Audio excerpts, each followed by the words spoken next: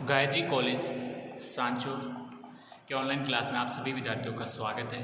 प्रिय विद्यार्थियों नमस्कार। बीए प्रथम वर्ष राजनीति विज्ञान विषय में हमारे भारतीय राज्य व्यवस्था से संबंधित हमारा टॉपिक है राजनीति का अपराधीकरण।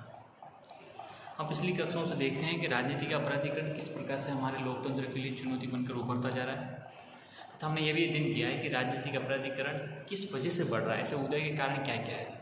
तो कुछ कारणों का हमने कल देखा, आज उसको आगे के रूप में देखेंगे और भी क्या क्या कारण है जिस वजह से राजनीति में अपराधीकरण बढ़ रहा है, उसके प्रमुख बढ़ाने में सहायक सिद्ध हो रहे हैं। तो आज देखते हैं कि आपराधिक न्याय व्यवस्था अत्यधिक दोषपूर्ण, लेकिन इससे पहले हम देखेंगे कि पुलिस और प्रशासन में राजनीतिक हस्तक्षेप और निहित स्वार्थों का बढ़ता दबाव। देखिए, पुलिस और प्रशासन इन दोनों में किसका हस्तक्षेप बढ़ रहा है? राजनीतिक हस्तक्षेप बढ़ता जा रहा है। देखिए, हमारे देश में लगभग चौथे आम चुनाव तक पुलिस और प्रशासन का राजनीतिक हस्तक्षेप बहुत कम था, लेकिन चौथे आम चुनाव के बाद देखते हैं कि हमारे देश में जो राजनीतिक हस्तक्षेप है वो बढ़ना प्रारंभ होता है और इस सदी के अंतिम दशक में तो देखें तो और भी चिंताजनक स्थिति में ये सब कुछ बढ़ चुका है, ये स्थिति को प्राप्त कर लिया। अब देखिए, मंत्री, विधायक, सांसद की बात तो जाने दीजिए, कुछ राज्य में तो शासकीय दल के जो छुटभैया नेता प्रशासन और पुलिस अधिकारियों पर दबाव डालने लगे, उन्हें धमकी देने लगे। प्रशासन के सर्वोच्च स्तर पर आसन मुख्यमंत्री द्वारा उन्हें ऐसा करने से रोकने के स्थान पर प्रत्यक्ष उपरोक्त रूप से प्रोत्साहित किया जाता है। स्थानांतरण करवाने या स्थानांतरण हो गया तो उसको रुकवाने, विशेष पद पर किसी व्यक्ति को आसन करवाने के लिए विधायक, सांसद और या संगठन से जुड़े पदाधिकारी हैं वो अपनी डिजायर के रूप में समुचित प्रशासन में एक अछूती और नितांत अवांछित स्थिति ने जन्म ले लिया है। विशेष बात यह है कि डिजायर के प्रश्न में कोई कारण देने की जरूरत ही नहीं होती। अब आप समझ सकते हैं कि ये स्थिति क्या हो गई, मतलब क्या से क्या तक हो गई है। कोई मंत्री है या एमएलए एमपी है, उसको तो एक बार छोड़ दीजिए आप। भारत के कई राज्यों में ये स्थिति हो गई है कि जो शासक दल, जिसकी सरकार होती है, उस सरकार के या जिस पार्टी की सरकार होती है, उस पार्टी के जो संगठन के जो छोटे मोटे नेता होते हैं, आप बिल्कुल ग्रामीण स्तर से या ब्लॉक स्तर से देख लीजिए, या हर गांव का जो अपने आप के जो नेता होते हैं वो प्रशासन पर, पुलिस पर, अधिकारियों पर दबाव बनाते हैं। हमारी सरकार है, काम करिए, काम नहीं करते, कैसे काम नहीं करते, आपका ट्रांसफ़र करवा देंगे, आपको लाइन हाजिर करवा देंगे। अरे धमकियाँ देते शुरू से, ये क्या है? लोकतंत्र है कि मजाक है? ठीक है। और यही नहीं, प्रशासन के जब सर्वोच्च स्तर पर, यहाँ तक कि जो मंत्री हैं या मुख्यमंत्री हैं, उनके द्वारा इस प्रकार की गतिविधियों को रोकने के बजाय डायरेक्ट इनडायरेक्ट उनको प्रोत्साहित किया जाता है। अब तो अपनी सरकार है, जो चाहे वो करो, इस प्रकार का ये सब कुछ काम चल रहा है। अगर किसी का ट्रांसफ़र हो गया है, उसको ट्रांसफ़र रोको, या कोई व्यक्ति अच्छा काम कर रहा है, ईमानदार है, तो उसको ट्रांसफ़र करवाओ, उसको टिकने मत दो। ठीक है। या फिर किसी व्यक्ति को मतलब किसी बड़े पद पर किसी व्यक्ति को आसीन करवाना है, या फिर कोई एमएलए एमपी है उसमें, या फिर जो पार्टी का जो संगठन है, संगठन का जो पदाधिकारी है, वो डिजायर पेश करते हैं कि मैं फलाना ये नाम से अध्यक्ष हूँ, मैं एमपी हूँ, मैं एमएलए हूँ, आप ये काम करिए, वो काम करिए। डिजायर दी जाती है। ये डिजायर क्या पद्धति है? एक प्रकार की सिफारिश है, ये भ्रष्टाचार को बढ़ाने वाली चीज़ होती है। तो इस प्रकार से उनको लिख के दे देते हैं कि आप इस व्यक्ति का ट्रांसफ़र करिए, इस व्यक्ति का मत करिए, इस व्यक्ति का कैंसिल करिए, इस व्यक्ति को इस पद पर विराजमान करिए, वो करिए। ये स्वच्छ लोकतंत्र में इस प्रकार का नहीं पाया जाता है। तो आप समझ सकते हैं कि अब जो कर्मचारी हैं, अधिकारी हैं, वो भी अब दबाव में आ गए। प्रशासन में भी इनका हस्तक्षेप बढ़ गया। छुटभैया नेता हैं, उनका हस्तक्षेप बढ़ना शुरू हो गया। तो बड़े नेताओं का तो आप सोचो मत वो किस स्तर पर हस्तक्षेप होता होगा। इसलिए अधिकारी वो भी हैं या कर्मचारी वो भी डरते हैं कि नहीं, जिसकी सरकार है उसके साथ बने रहो, कुछ हमने गलत किया तो हम भी यहाँ से निकाले जाएंगे, हमारा भी ट्रांसफ़र हो जाएगा। वो भी सोचते हैं कि हमारा परिवार, बच्चे पढ़ रहे, सब देख रहे हैं, तो वो भी इस प्रकार के उनके समर्थन में आ जाते हैं। तो ये बहुत बड़ी समस्या बनती जा रही है कि इस प्रकार का राजनीति में राजनीतिक रूप से पुलिस और प्रशासन में हस्तक्षेप हो रहा है। अब हमारे तथाकथित लोकतांत्रिक व्यवस्था में डीजीआर के सामंतवादी तत्वों ने पुलिस बल सहित समस्त प्रशासन के मनोबल को कितना आघात पहुंचाया है, इसका अनुमान लगा पाना बहुत कठिन है। अब ये डीजीआर है ना, ये प्रकार का सामंतवादी तत्व है। एक सिफारिश भेजना, हम घर बैठे हमारा कागज पहुंच गया, आप काम नहीं किया, कैसे काम नहीं किया, हमारी सरकार आप समझते नहीं, वो नहीं, धमकियाँ देते अधिकारियों को। और ये एक प्रकार क्या है, हम तो लोकतंत्र की बात करते हैं जिसमें सभी नागरिक बराबर हो, सबकी हक हो, सबकी आवाज़ हो, लेकिन यहाँ तो एक कागज़ पे लिखे हुए नाम से काम चलता है। ये डीजीआर प्रणाली ने बहुत बड़ा हमारा जो ईमानदार अफसर है, ईमानदार अधिकारी कर्मचारी हैं, उनके मनोबल को बहुत बड़ा कमज़ोर करने में भूमिका निभा रहा है। जब प्रशासन, आप सिंपल सी बात है कि जब प्रशासन के मनोबल में गिरावट आ जाती है तो छल कपट धूर्तता और इन सब के अतिरिक्त साधनों के धनी अपराधी या आपराधिक रिकॉर्ड वाले राजनीति की समूची व्यवस्था पर हावी हो जाते हैं। ये सिंपल सी बात है कि किसी का मनोबल, किसी की आत्मविश्वास में कमी आती है, तब यही लोग जो छल कपट के द्वारा, धोखे द्वारा या जो भी अनैतिक रूप से कमाए हुए धन, अपराधी या आपराधिक जगत से जुड़े वाले जो लोग हैं, वो उस पूरी व्यवस्था पर इतने हावी हो जाते हैं कि अनेक बार बहुत सक्षम और कर्तव्यनिष्ठ अधिकारी भी सिर्फ देखते रह जाते, कुछ नहीं कर पाते। तो ये ज़बरदस्त तरीके से पुलिस प्रशासन में राजनीति का हस्तक्षेप बढ़ता जा रहा है, जो हमारे लिए बहुत बड़ी, अभी तो नहीं लेकिन आने वाले समय में बहुत बड़ी एक समस्या बनकर ऊपर जाएगी। इसको रोकना होगा। अगला कि और भी क्या वजह है कि जिस वजह से ये सब समस्या और बढ़ती जा रही है, वो अगला है कि अनवरत रूप से चुनाव और अहमियत सत्ता राजनीति का दुष्चक्र। अब सिंपल सी बात है कि अगर एक साथ चुनाव हो तो कोई बात है कि एक बार गए तो फिर अगले 5 साल का इंतजार करना है। हमारे हिंदुस्तान में ये सिस्टम ऐसा बन चुका है कि चुनाव एक प्रकार का फेस्टिवल बन गया है। लोकसभा के चुनाव आए, फिर उसके बाद में विधानसभा के चुनाव आ गए, फिर उसके बाद में स्थानीय स्तर जिसमें पंच सरपंच से लेकर जिला परिषद तक स्थानीय चुनाव हो गए, फिर ये शहरी स्थानीय निकाय के चुनाव आ गए, फिर सहकारी निकायों के चुनाव आ जाते हैं। मतलब हमारे देश में चुनाव होते ही रहते हैं, हर 6 महीने में कहीं ना कहीं हर राज्य में, दूसरे राज्य में चुनावों का माहौल चलता ही रहता है। इससे क्या होते हैं कि जो इस प्रवृत्ति से जुड़े लोग हैं उनको बार बार उसमें मौका मिलता रहता है। नहीं तो एक बार मौका मिलता 5 साल में तो फिर चल, मतलब जो समझ सकते हैं कि 4 साल वो क्या करें, 4 साल तक वो चुप बैठे या 4.5 साल में कुछ काम ही नहीं उनके पास, तो फिर वो इस प्रकार से हतोत्साहित होते हैं। जब होता क्या है कि उसके विपरीत होता है कि उनको पता है कि विधानसभा के चुनाव गए, लोकसभा के आगे, लोकसभा के गए, स्थानीय निकाय को आगे, फिर पड़ोसी राज्य में चुनाव, तो इसमें इससे जो व्यवस्था है वो पूरी चरमरा जाती है। इससे जुड़े लोग हैं वो बार बार इंटरफेयर करते रहते हैं। अब देखो, चुनाव में सत्ता राजनीतिक लोकतांत्रिक व्यवस्था के अनिवार्य अंग, ये हम सबको पता, अच्छे ढंग से समझा हमने। लेकिन चुनावों का अनवरत चक्र और आठों प्रहर की सत्ता राजनीतिक लोकतांत्रिक व्यवस्था और प्रशासनिक क्षमता को आघात पहुंचाने वाली है। अपराधियों को और कालांतर में राजनीति के अपराधियों को प्रोत्साहित करते हैं। अपराधियों का राजनीति में प्रवेश चुनाव से प्रारंभ होता है।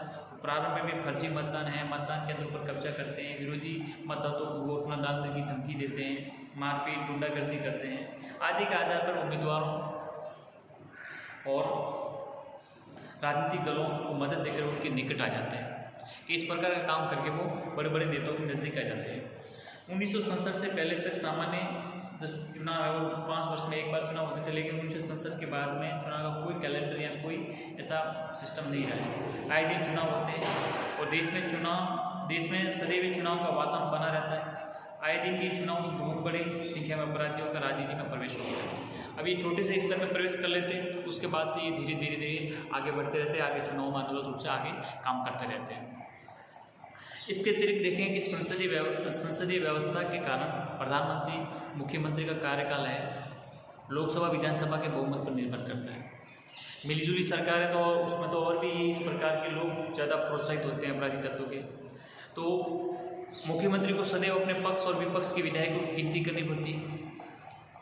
कभी मुख्यमंत्री विधायकों पर दबाव डालने के लिए आपराधिक रिकॉर्ड वाले राजनीतिकों का सहारा लेते हैं, कभी ये आपराधिक राजनीति के मुख्यमंत्री पर दबाव बनाते हैं।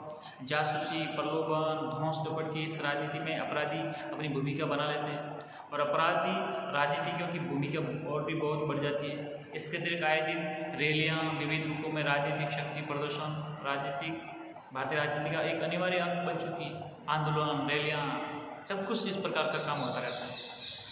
रैलियों व जनसभाओं आदि के लिए हजारों लाखों की भीड़ जुटाना कार्य भले ही ईमानदार व्यक्ति नहीं कर पाए, लेकिन भ्रष्ट अपराधी के व्यक्ति ही करते हैं। टारगेट दिया जाता है, आपके क्षेत्र से 10 गाड़ियाँ आनी चाहिए, आपके क्षेत्र से 20 गाड़ियाँ आनी चाहिए, तथा वक्त आने पर इन कार्यों का पारिश्रमिक अपने लिए राजनीति में स्थान के रूप में झटक लेते हैं। कहते हैं हम तो पार्टी के लिए सेवा की है, पार्टी के लिए वक्त दिया, पार्टी के लिए जीवन दिया है। आप तो खूब ऐसे नेताओं के मुँह से सुना होगा, हमने पार्टी के लिए क्या क्या नहीं किया। आप पूछ रहे हो हमने क्या क्या किया। ये इस प्रकार के समझ सकते हैं कि जब भी उनको मौका मिलता है बोले हमको पार्टी में स्थान दो, पार्टी में पद दो। ये पद के चक्कर में इस प्रकार का सब काम होता रहता है। अब देखते हैं कि सत्ता राजनीति, जिसमें दलीय राजनीति, गुटी राजनीति, चुनावी राजनीति कुछ शामिल कर समझ सकते हैं। ओवरऑल एक शब्द में तो सत्ता राजनीति और स्वयं राजनीति के अपराधीकरण के लिए प्रमुख रूप से दोषी है। राजनीति के अपने शुद्ध स्वार्थों के लिए अपराधी को संरक्षण देते हैं। बड़े बड़े नेता हैं वो अपने कुछ जो संकीर्ण स्वार्थ है उनकी पूर्ति के लिए ऐसे अपराधियों को पनाह देते हैं, संरक्षण देते हैं, आश्रय देते हैं और कठिन घड़ियों में सभी प्रकार की सहायता भी देते हैं। राजनीति की ओर से प्रोत्साहन पाकर ये अपराधी बड़े स्तर के अपराधी बन जाते हैं, फिर राजनीति में प्रवेश करते हैं। अपराधी को राजनीति में लाने के लिए एक प्रमुख राजनीतिज्ञ या कुछ राजनीतिक भूमिका अवश्य निभाते हैं। यदि राजनीतिज्ञ और तथाकथित प्रतिष्ठित व्यक्तियों अपराधियों की को संरक्षण न दें तो समूची व्यवस्था में अपराधियों को नियंत्रित करना अपेक्षाकृत सफल हो जाता है। और आप समझ सकते हैं कि हमारे जो बड़े बड़े जो नेता हैं ये अगर इन आपराधिक जगत से जुड़े लोगों को संरक्षण न दें तो इनका हस्तक्षेप कुछ हद तक सीमित हो जाए, लेकिन ऐसा हो नहीं रहा है। तथ्य तो ये है कि संगठित अपराध के साथ साथ राजनीतिक गठबंधन को केंद्र या राज्य सरकार किसी ने कभी भेदने का प्रयत्न नहीं किया। वे व्यक्ति जो पुलिस रिकॉर्ड के अनुसार हत्या, अपहरण, डकैती, स्मगलिंग या गंभीर अपराधों में लिप्त हैं या हिस्ट्री सीटर हैं, विधानसभा चुनाव हारने के बाद भी उन्हें जेड श्रेणी की सुरक्षा मिलती। इतने उन पर संगीन अपराध लगे कि उस पर केस लगे हुए, फिर कहते मेरी जान को खतरा है। तो जग मारने के लिए अपराध किया तो तेरी जान को खतरा है, तो फिर काम ऐसे काले काना में किए हैं और फिर वो अपनी जान का खतरा लेकर जेड श्रेणी की सुरक्षा लेते हैं। अब सोचो आगे पीछे पुलिस एस्कॉर्टिंग की गाड़ियाँ, सायरन बजता हुआ, उसकी तो एंट्री पड़ती है जैसे शादी में दूल्हे की पड़ती हो। तो वो तो और भी दूसरे लोग जो इससे हैं वो भी प्रेरित होंगे, यार कुछ ऐसा करें, देखो कैसे उसके एंट्री हो रही है। तो ये सब गलत है, ऐसा भी क्यों बना दें? जब उनकी जान को खतरा ही है तो ऐसा कर्म ही क्यों किया कि तुम्हारी जान को खतरा है इस प्रकार से। तो समझ सकते हैं कि ये अपराधी जगत से जो भी जुड़े हुए लोग हैं इनको काफ़ी कुछ राजनीतिक पना की वजह से दिन प्रतिदिन बढ़ते जा रहे हैं। तथा ये भी देखा गया कि ये हिस्ट्री से अपने अंगरक्षकों को भी आपराधिक कार्यों में संलग्न कर लेते हैं। राजनीतिक अपराधीकरण के समन्वय में नियुक्त की गई गौरव समिति ने अपनी जो रिपोर्ट में बताया था कि अपराधी गिरोह राजनीतिक संरक्षण में फल फूल रहे हैं। जितने भी जो अपराध तत्वों से जुड़े हुए जो हैं वो सब अपने राजनीतिक संरक्षण में ही फले फूले जा रहे हैं, बढ़ते जा रहे हैं। राजनीतिज्ञों और अपराधी को गठबंधन एक समानांतर सरकार, एक पैरेलल गवर्नमेंट चल रही है। आप समझो मतलब राजनेताओं और अपराधियों के गठबंधन की, ठीक है, जिससे राज्य की जो राज्य की सरकार तो उसके सामने अप्रासंगिक है, उसके सामने कुछ है ही नहीं। आप समझ सकते हो कि इस स्तर से ये सब कुछ मतलब राजनीति में अपराधीकरण को बढ़ावा मिलता जा रहा है और ये अपराधी इसमें और भी फलते फूलते जा रहे हैं। अगला है और एक अन्य कारण कि अपराधी जो लोग हैं ये अपराधी राजनीतिज्ञों की जनता में स्वीकार्यता। आप देखेंगे कि जो ईमानदार है, कर्तव्यनिष्ठ है, वो व्यक्ति राजनीति में सफल नहीं हो पा रहे, लेकिन जो झूठे फरेबी, हत्या, डकैती, अपराधी जगत से जुड़े हुए लोग और वाकपटुता में चतुर ऐसे लोग, ऐसे अपराधी राजनीतिज्ञ आज जनता में स्वीकार्य हो रहे हैं, जनता उनको पसंद करती है। तो सोचो गलती तो जनता से शुरुआत हो रही है। देखिए राजनीतिक अपराधीकरण प्रश्न में एक प्रश्न ये है कि इन राजनीतिकों को जनता क्यों स्वीकार करी है, जनता ऐसे लोगों को क्यों स्वीकार करी है और ये अपराधी चुनाव कैसे जीत जाते हैं, जनता इन्हें पराजित क्यों नहीं करती। इन आपराधिक रिकॉर्ड वाले व्यक्तियों के चुनाव में विजय होने के क्या कारण है। कुछ कारण देखते हैं हम कि भारतीय राजनीति विशेषकर बिहार, उत्तर प्रदेश तथा कुछ अन्य राज्यों की राजनीति में जाति ने एक तत्व, कई बार प्रमुख तत्व की भूमिका भी प्राप्त की है। अपराधी भी की जाति होती है, क्या है कि वो अपराधी है, अपराध क्षेत्र से जगत से जुड़ा हुआ है, साधनों और बाहुबल के प्रभाव से वे अपनी जाति में प्रभावी स्थिति रखते हैं। कुछ प्रतिशत मत वह जाति के बल पर प्राप्त कर लेता है, फर्जी मतदान करता है, मतदान केंद्रों पर कब्जा करता है, अन्य उम्मीदवारों की तुलना में अधिक सफलता प्राप्त कर लेता है, मतदाता उसकी धमकी के प्रभाव में आतंक से परिचित होते हैं, इसलिए इन सब के अतिरिक्त वो रॉबिनहुड छवि को हासिल कर लेता है, यानी धनिकों से धन छीनकर उनके एक अंश को निर्धनों की सहायता और निर्धनों और दलित लोगों के सुख दुख में भागीदारी निभाता है, उनके पक्ष में कार्य करता है। इसलिए उन गरीबों को लगता है कि हमारा हितैषी है, हमारे हितों के अनुकूल काम करता है, इसलिए गरीबों में एक प्रकार की सहानुभूति प्राप्त करने का काम करता है, और यही सहानुभूति की वजह से वो वहाँ से वोट बटोरने में सक्सेस हो जाते हैं। भारतीय राजनीति एक सच ही है कि भले ईमानदार जनता के दुख दर्द के साथ जुड़े व्यक्ति अब इस देश की राजनीति में गिने चुने रह गए। राजनीति में जो विचारशील अपेक्षाकृत भले व्यक्ति हैं वे दरिद्रता और दलितों की याद को केवल चुनाव के समय ही करते हैं। जब चुनाव का समय आता है तब कहते हैं आपके लिए यह कर देंगे, वो कर लेंगे, दुनिया भर के बड़े बड़े वादे करते हैं, लेकिन जब चुनाव जीतने के बाद आते हैं तो बहुत बड़ी पुलिस सुरक्षा के मध्य ऐसे आते हैं जैसे राजा महाराजा आगे। अबे लोकतंत्र है, कौन तुम्हें किससे खतरा है, कौन तुम्हें मारने वाला है, लेकिन नहीं, एंट्री तो उस ढंग की होनी चाहिए, आगे पीछे पुलिस एस्कॉर्टिंग करती रहे। ठीक है, आपराधिक राजनीति की इन सारी बुराइयों के बावजूद स्वार्थवश जनता के दुख दर्द के साझेदार बनते हैं। इस बात को राजनीतिक लाभ उन्हें मिलता है, और ये आपराधिक राजनीति के अपने निर्वाचन क्षेत्रों के समर्थकों को कई लाभ पहुंचाते हैं, लूट मार दूसरे क्षेत्रों में करते हैं। ये सभी बातें आंशिक रूप से सत्य हैं, लेकिन इन सब बातों के बावजूद आपराधिक रिकॉर्ड वाले राजनीतिकों की विजय के लिए जनता भी दोषी है।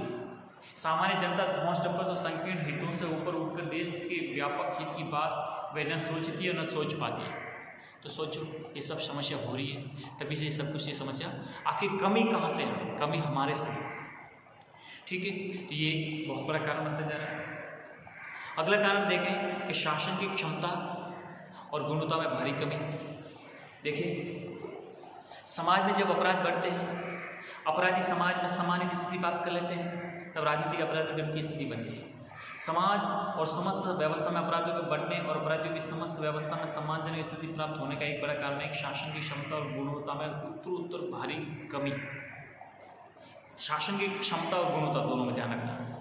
इस देश में अनेक क्षेत्रों में तो अब कोई शासन रहा ही नहीं कि जहाँ माफिया राज चल रहा है, सब जगह माफिया राज हो लगभग कम ज़्यादा मात्रा में हो रहा है। अपराधी वर्ग में अब ये विचार बल पकड़ता जा रहा है कि छोटा अपराध करने में सजा होती है, बड़ा अपराध करने और संगठित अपराध करने में अपराध करने और नामी गिरामी अपराध बन जाने पर न केवल अधिकारी वर्ग वरन समस्त शासन को झुकाया जा सकता है। यानी छोटे मोटे अपराध करो तो आप जेल में डाल देंगे, लेकिन बड़ा अपराध करो, पुलिस प्रशासन की नाक में दम करो, तो फिर आप जो चाहे वैसा कर सकते हो, शासन को दबाया जा सकता है।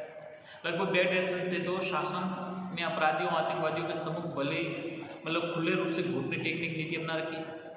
आप देखते हैं कि हमारे देश में रुपये अपहरण हुआ, हवाई यात्रियों का अपहरण हुआ, सिने अभिनेता राजकुमार के अपहरण की घटना या और भी ऐसे कुछ भी काफ़ी किडनैपिंग जो घटना हुई है, इन घटना चक्रों से शासन अपनी शक्ति और क्षमता का परिचय नहीं दे पाया।